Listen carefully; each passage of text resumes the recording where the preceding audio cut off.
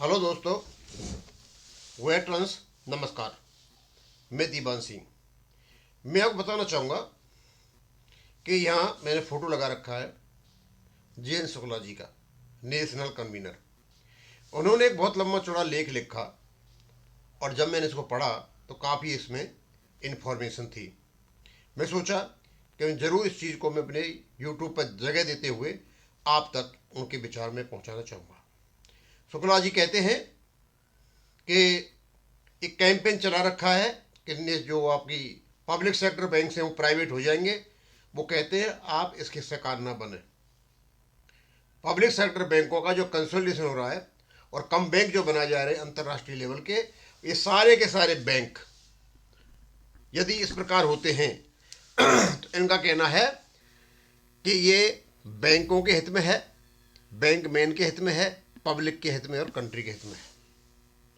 अब इन्होंने लंबा चौड़ा लिखा है, तो मैं तो यही चाहूँगा कि थोड़ा टाइम होता है 10-12 मिनट का, तो मैं बता सकूँ, पढ़ सकूँ उनको कि उन्होंने क्या कहा है।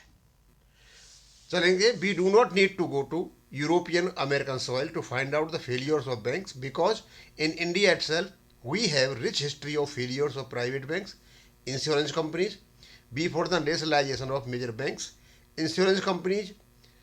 Bank men should avoid the mistake of equating PSB with private banks, and also that merger of PSBs and their privatization are two completely different subjects. Therefore, merger of 12 PSB is a timely topic. We should be grateful to the present government. It has done or is doing the work which had to be done immediately after the nationalization of the banks. That is, acquired banks should have been merged immediately after their takeover by the government of India. It would be timely to remind that Life Insurance Corporation was formed in 1956 by merging 245 life insurance companies. In 1971 and 72, the government formed General Insurance Corporation by acquiring 107 general insurance companies and created 4 insurance companies, NIC, NIA, UIIC, OICI under it. In such a situation, after the nationalization of 14 big private banks in 1969 and 6 in 1980, the government should have merged these nationalized banks along with the State Bank of India and its subsidiaries banks to form 4 or 5 banks. Those who were working in banks in the 1980 will remember that in the middle of 1980, AIBA had launched a campaign across the country demanding the formation of 4 to 5 banks by consolidating all the PSB in the formation. एक नया revelation किया इन्होंने कि 4-5 bank बनाने के लिए खुद AIBA ने ही बस देश में एजिटेशन किया था. Of body like banking commission to keep the banks autonomous, to prevent politicization and misuse of banks, and the creation of an independent bank audit authority on the lines of CAG for PSBs. A memorandum of these demands, which was addressed to that Lok Sabha speaker, was signed by about 2.5 crore bank customers, and public was handed over to the Lok Sabha speaker by taking out morcha of 50,000 bank employees assembled from across the country from Ramliya Maidan to Boat Club.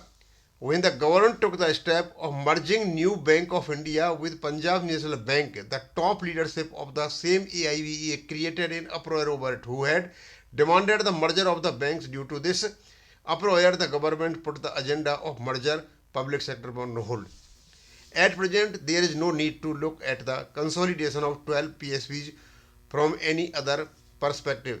This is in the interest of the public banks, bankmen, and the country. One should not fall victim to the false propaganda going on these days regarding merger, that the government is going to sell banks to corporates. We have read salesperson news regarding the merger of 12 PSBs, in which it has been said that bankmen will lose their jobs, pensioners will stop getting their pension. We have seen a post on social media which tries to portray the concept of big banks as dangerous by citing failed European and American big banks. Such sponsored news had nothing to do with the banks. मतलब काफ़ी बढ़िया अच्छा knowledge लेकर के इन्होंने यहाँ पर डाला है. The merger of PSBs. people giving such news. It would be better if they remain silent. The big banks that collapsed in Western countries were private banks, not any state-owned banks. The 12 PSBs in our country, which are planned to be merged to form 4 to 5 big banks, will be the bank owned by the government of India and will have sovereign status. There is one more thing to note. It is known to all that during 2016 and 20, all PSBs plunged into huge losses and their capital was almost sunk. Most of the banks were put into prompt corrective action plan. To save these banks, the government had to capitalize them on a large scale. If these banks were in the private sector, they would have been in the same situation which happened to European and American banks in 218. यानी भारत सरकार ने बचा लिया बैंकों को, otherwise नहीं होती तो इनका बुरा हाल हो जाता, क्यों कैपिटलाइजेशन कर दिया था. We have seen how PSBs were used and abused by UPA government. We have seen merger of 27 PSBs to 12. Was there any job loss? Was the pension stopped? Was the pension stopped of merged banks? Pensioners? Rather, today 12 PSBs are best performing assets of the country.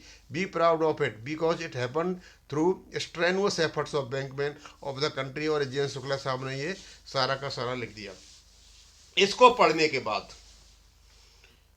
जो बहुत जरूरी था, उनको विचारों को हम पढ़ें और काफ़ी मेहनत करने के बाद, काफ़ी रिसर्च वर्क करने के बाद, एक्सपेरिमेंट करने के बाद शुक्ला जी ये बता रहे कि बैंकों के मर्जर के बारे में, कंसोलिडेशन के बारे में जो अफवाहें उड़ाई जा रही हैं, कुछ ऐसे लोगों के द्वारा उनको दिखाई दे रहा है कि उनके पैरों से कुछ जमीन खिसकने वाली है, और खास करके यूएफबीओ के नेता और इवन आईबीए भी हो सकता है कि डामाडोल स्थिति हो, उसकी वजह से ये सोशल मीडिया में अफवाह उड़ा रहे हैं. जयंत शुक्ला जी के अनुसार सारे के सारे बैंक यदि मर्ज होते हैं तो ये देश हित में है, बैंकमैन के हित में है और ये बैंकों के भी हित में है. तो इसका मतलब ये हुआ, हमने और से बात की, काफ़ी जो पेंशनर्स है बैंक उनसे बात की. बैंक पेंशनर ये सोच करके चलते हैं यदि बैंक मर्ज होंगे तो हमारी बैंक पेंशन का जो मुद्दा है, अपडेशन का मुद्दा, वो ठीक हो जाएगा. और हो सकता है कल को 4-5 बैंक रह जाएं, इनको भारत सरकार अपने नीचे ले ले और जो सेंट्रल पे कमीशन है उसके नीचे इनके क्या नाम है, पे स्केल्स वगैरह आ जाएं.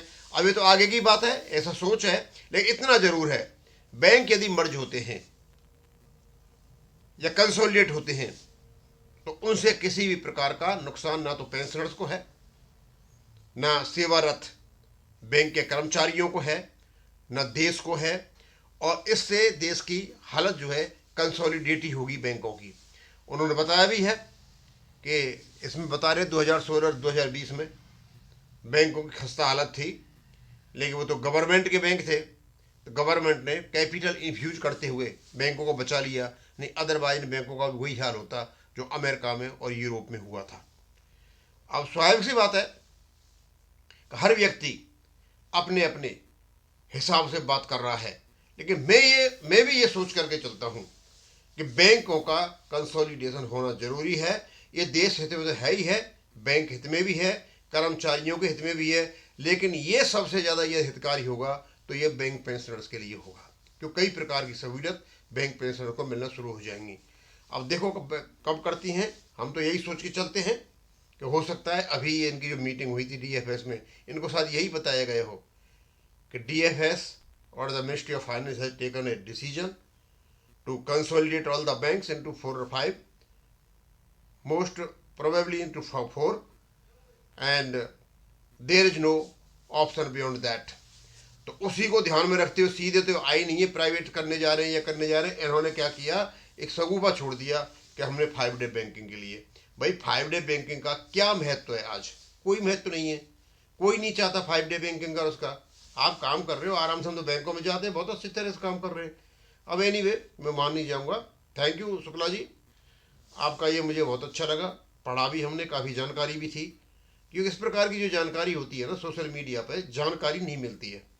आपने बताया कैसे LIC बना, कैसे GIC बना, कैसे उसकी 4 कंपनियां हैं, कैसे हमारे बैंकों का निर्माण हुआ, कैसे PSB बने, और लोगों के क्या विचार है उसके बारे में, सारी चीज़ों को आपने बड़े आसानी से और सरल तरीके से बताया। इनसे हमारे मतलब नॉलेज की वृद्धि होती है।